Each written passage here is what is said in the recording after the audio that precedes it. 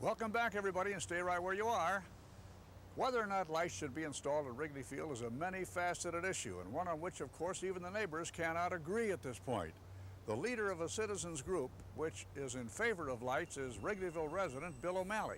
In not only my years as a resident in the area, but also my years of coming to Wrigley Field, I've seen that the ballpark has had a positive effect, as you can see, up and down Sheffield and the area around here. The property values have gone up 10 times. I think it's had a very positive effect on it. I think that the CUBS organization falsely represents a community. Some of the people that they bring down to these rallies in Springfield are from way in the uptown area. They do not represent the people in the immediate area. People that we've had supporting our view are people that live right across the street from Wrigley Field, and not those that are just involved with businesses, people that have residences right across the street. And they say, if the alternative is we lose Wrigley Field or we have a limited amount of night games, let's compromise. Well, the business people that you have spoken to are people who do not live in the community. There are 3 people. There are 2 bar owners and a t-shirt salesman. While this process has been going on, while the negotiations were going on, I went to practically every of each of the branch organizations to get their feedback, to get their input. The position is of this community, and it is overwhelmingly in favor of keeping lights out of Wrigley Field. The Lakeview Chamber of Commerce unanimously endorsed the effort to keep lights out of Wrigley Field. So what about this lovely neighborhood in the great city of Chicago? Let's have a look. The Lakeview community, which encompasses Wrigley Field, is one of Chicago's most diverse and heavily populated neighborhoods, home not only to the Chicago Cubs, but to over 150,000 residents. From lakefront high-rises and multi-unit flats to turn-of-the-century single-family homes, this 4-square-mile area contains 3 major hospitals, several retail and commercial shopping strips, light industry, and award-winning professional theaters. It's a densely populated area of primarily small businesses and numerous fine restaurants and entertainment establishments. It's one of Chicago's most interesting and vibrant communities, and its diverse population, not without an opinion, conflict. No, we like the Cubs, we like the day games, you know. We can tolerate the day games, the day crowds, but the night games would be unbearable for the neighborhood. I hate to see the Cubs lose the tradition of day baseball. Day games are wonderful. Day games are happier people than night games. The people in the neighborhood tend to dislike strangers who come to the ball games and use the breezeways between houses for public toilets. That, I think, is worse at night. But I'm going to miss day baseball. If they don't get lights, I think they'll move. And if they move, the neighborhood is not going to be the neighborhood. So it's hard to have one specific opinion. Well, it doesn't easier, does it? And we've barely scratched the surface, as they say.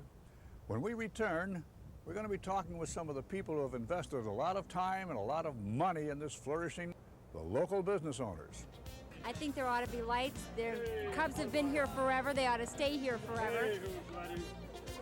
It would not be good to have a Schaumburg Cubs, and I think they ought to stay right here and install lights. The neighborhood benefits from the Cubs being in this area, and I think they ought to stay.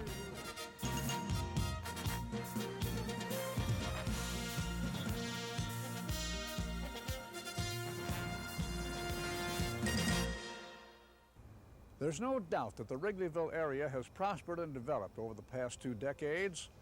And one of the primary reasons for that is the success of the many small businesses and entertainment establishments neighboring Wrigley Field. As with the residents, however, there's no consensus on the issue of lights. We talked with some of the area's best-known business owners, and here's what they had to say.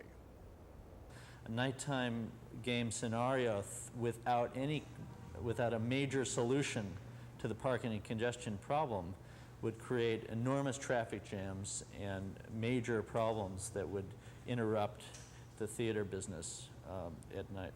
But while some business owners are clearly not in favor of night baseball, others, like Angelo Lucas, favor a compromise to avoid the potential of the Cubs at Wrigley Field.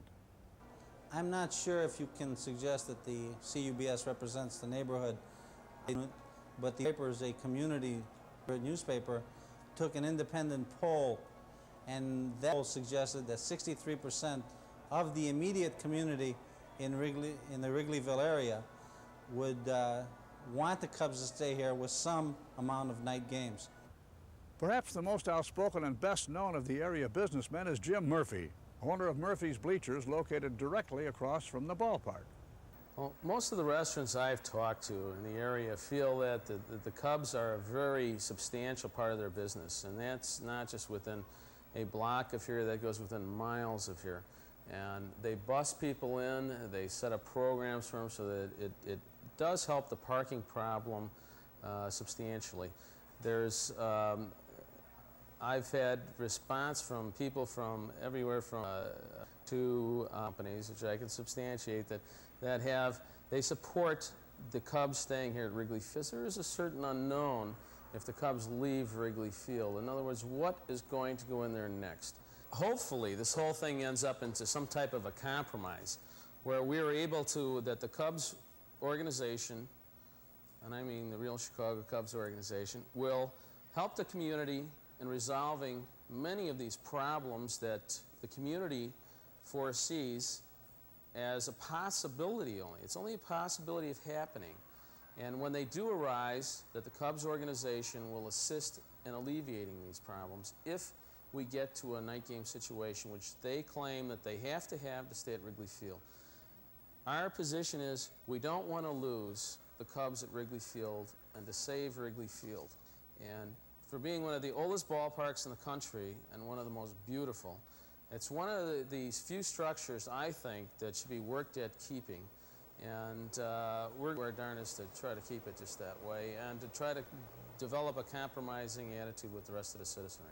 Well, you know, this is not strictly a neighborhood controversy. Radio, television, and newspapers have made this a national issue, and Chicagoans and Cub fans everywhere are aware of it. If the Cubs want them to have lights at night, maybe they should make more room for parking so there won't be congestion. I mean, there can be solutions.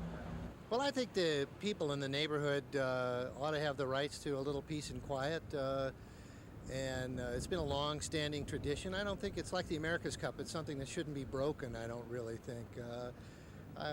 You know, if you want to go see a baseball game at night, there's a lot of other ballparks around the country that you can go see them with lights. I think the Cubs should stay in Wrigley Field because they've been there forever, and we love the Cubbies there. What would Addison be without it? And if it means they have to go to Schaumburg, who's going to go see them? The real Cubs fans are not going to go out. So if it means a few lights, I'd say keep them there. Put them in. So Besides the very important issues of economy and politics, there's also the issue of tradition. The Cubs played their first National League game here in this ballpark on April 20th, 1916, and won that game against Cincinnati before 20,000 fans and a live Bear Cub, believe it or not. And I remember the first Channel 9 telecast here. I had the pleasure of doing the play-by-play on that one. For close to 3 generations, this venerable old ballpark has become nothing short of a shrine for baseball fans everywhere. They love the intimate atmosphere, the ivy-covered walls, and the old mechanical scoreboard. They also love the proximity to the players. And the players, in turn, like to be close to their fans. And Wrigley Field is one of the few parks remaining in America which creates a harmony between player and spectator. If the Cubs leave Wrigley Field and remain in Chicago, would they become one more team relegated to a sterile concrete structure, complete with AstroTurf and dome? We have approached the Cubs and have asked them on occasions. We've kept them informed ever since the start of these considerations of this development, as we have the Bears and the White Sox. The Cubs, we have recently asked to see if they would play some night games here, as opposed to leaving their wonderful facilities at Wrigley Field. As you know, it's a unique facility, and we certainly don't want to displace that. But we feel with the commissioner's ruling that, at least for the playoff games and for the World Series, that they have to have a stadium with lights, and as had been contemplated last year, the year before, I should say, they were going to go maybe to St. Louis if they were going to get into the World Series. we think that to stay in Chicago and utilize this facility would be much better. We think also that if they would like to play some night games, that this would be the perfect place to play them. There's been some question whether the Cubs would like to go south of Madison Street or not, because they have been considered a north side team and the Sox a south side.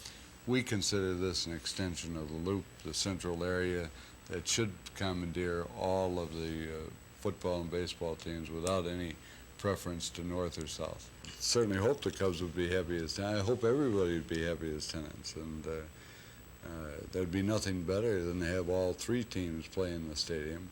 I don't know if that's possible or not, but certainly it would be possible for the Cubs to play night games in the stadium at the time that the White Sox even played day games in the stadium. We think all people would be, not only the teams, but the fans would be very, very interested and delighted with a new stadium. There are other alternatives under consideration, but if the Chicago Cubs are to remain at Wrigley Field, the Cubs and the Wrigleyville residents must come to some kind of an agreement. Well, we've covered an awful lot of ground, haven't we? Well, an issue like this deserves a lot of coverage. It takes a lot of in-depth coverage, and we hope that we've been able to do the job for you. Let me go back just a little bit.